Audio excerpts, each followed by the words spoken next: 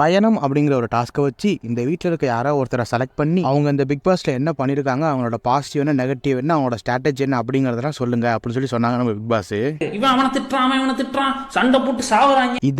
இதை தான் நாங்கள் எதிர்பார்த்தோம் அப்படிங்கிற மாதிரி நானும் வெயிட் பண்ணிட்டு இருந்தேன். அதில் விஷ்ணு பூர்ணிமாவை செலக்ட் பண்ணாங்க, பூர்ணிமா விஷ்ணுவை செலக்ட் பண்ணாங்க. இப்படியே மாற்றி பேசிட்டு இருந்தாங்க. என்ன டிஷ்யூ பேப்பர் மாதிரி யூஸ் பண்ணி தூக்கி போட்டு போயிட்டாரு அப்படின்லாம் சொன்னாங்க நம்ம பூர்ணிமா. அந்த வீடியோ நம்ம ஆல்ரெடி நம்ம சேனலில் போட்டிருக்கோம், பார்க்காதவங்க பாருங்க. இவங்க மட்டும் இல்லாமல் அர்ச்சனா விஜயவர்மாவை பற்றி சொன்னாங்க, மாயா அர்ச்சனாவை பற்றி சொன்னாங்க.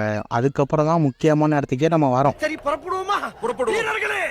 நேரம் நெருங்கி விட்டது. நம்ம விச்சுமா போயிட்டு தினேஷை பத்தி சொன்னாங்க. எனக்கு தினேஷை ஏற்கனவே வெளியே தெரியும், இவர் ஒயில் கார்டு என்ட்ரியா உள்ள வந்தோன்னு எனக்கு ஓகே தான் தோணுச்சு. ஸ்டார்டிங்ல இவர் பாயிண்டா பேசுறத பார்த்து எனக்கும் யூஸ்ஃபுல்லா இருக்கும் தான் நினைச்சேன். பட் ஆனால் அது எனக்கு நடக்கும் போது எனக்கே கஷ்டமா இருக்கும். எனக்கு தெரியல, என்னவோ தெரியல, இந்த வீட்டில் எனக்கும் தினேஷ்க்கும் எப்பவுமே சிங்கே ஆகிறது இல்லை. எப்பவுமே ரொம்ப அக்ரெசிவான வேர்ட்ஸ் யூஸ் பண்ணி அக்ரெசிவான கேம் விளையாடுவார் அப்படிலாம் சொன்னதும், இதை நீங்க அக்ரி பண்றீங்களா டிசைரி பண்றீங்களா பிக் பாஸ் கேட்டதுக்கு ஒருத்தர் கூட அக்ரி பண்ணல, எல்லாருமே டிஸ்அக்ரி பண்ணிட்டாங்க.